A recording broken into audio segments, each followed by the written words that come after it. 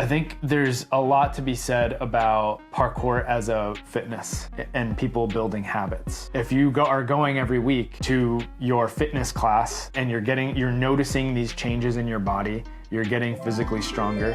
I mean, we have an adult client who, when she started, couldn't hang on a wall. And now she has better climb ups than 90% of people who come to classes.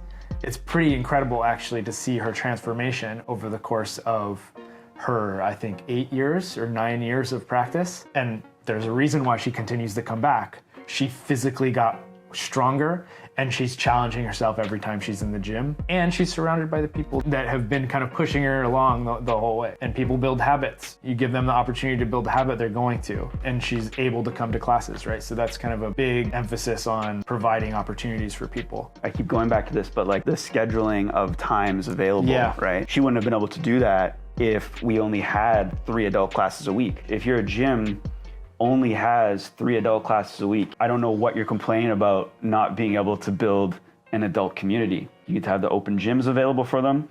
They need to be adult friendly. We've made so many changes to open gym. When you come in for open gym, we have no tag, no hiding. Those are 2 like really quick rules. No tag games, no chase games, and no hiding games. Think about it as an adult trying to practice. If kids are running around playing a game, you can't get your parkour practice in. So you're just not gonna come back. You're not gonna come back because you can't get your practice in. If that's happening at your parkour gym and you can't get your practice in, why are you paying money to go to a playground when you can just go to the playground and have the same exact experience with kids running around? And it's been a challenge to get people to understand how the parkour gym works, how the parkour spot works, how like etiquette works. Even like yesterday, we were at a spot where there were like 2 things going on where like lines were being crossed and we're trying to figure out ways to communicate. I think I said to Lucas, like, we can have better etiquette because we don't have to do it all the time. That's just like a problem with parkour in general, but it gets amplified when you have kids or just people that don't understand parkour, people that are just hopping in to like see what the parkour gym is about. They can just be like meandering about the space and not understanding that you're just crossing somebody's line. Yeah, and so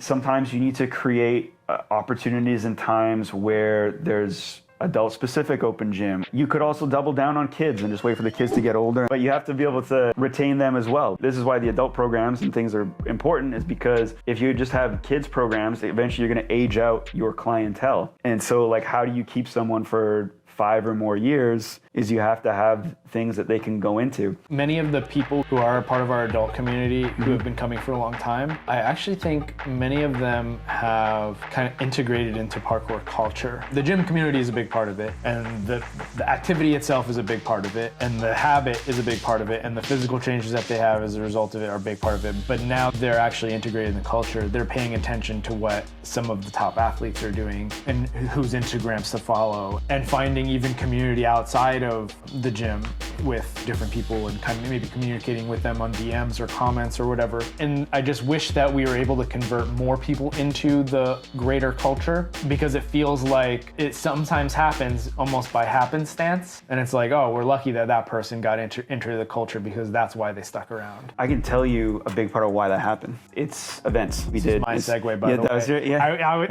you're setting me up? I was setting you up. Here you go. So there's a couple ways you can do it. You could have competitions and events. You could invite guest athletes to do workshops, jams, these kind of things. Like when we talked to Dylan Poland, who owns Hub, like that's been something that he continues to do and is always meaningful for him, is he brings out athletes, has events, workshops with athletes frequently does competitions, frequently does jams. And the other layer to this that really actually like sparked me wanting to have this conversation is that it should not be in the gym's interest to make an immediate return on events. And I'm gonna say that one more time. It should not be in the gym's best interest to make an immediate return on events, because that's an investment in your lifetime clients, because you're trying to retain them. You're trying to create experiences that are gonna motivate them and make them wanna purchase more, be around more, talk to more people, come out of their shell, whatever it is. Bring their friends.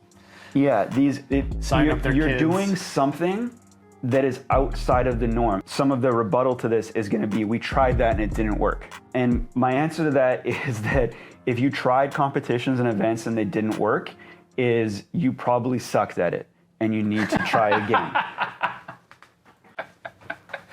I was actually gonna say it differently, and not that they sucked at it, but we sucked at it. We've put on bad events. We've done workshops and stuff that didn't do what they were supposed to do. The idea is that you're trying to add, I'm going to use the buzzword, value to the experience that you've already created for people. So say you're a gym and you're nodding your head along with this conversation, like, yeah, we did this, we did that. You need to create things that are making it feel special again for the people that you've already retained to a certain point. Like, you must know as a parkour practitioner, like, how many of our listeners fall in and out of interest with parkour. And so if you're trying to create a business around that as a gym business where you're depending on volume of people returning and not having churn, not having people leave, you need to be making changes to the gym, which are expensive, and I don't automatically get people to come back. Like, I don't make a new gym structure or take away a gym structure and like that weekend, like, yeah, I made the $3,000 back that we just spent on all the wood and labor to make that. Same with an event, closing down for a weekend with your regular operations to create something exciting. You're gonna lose money.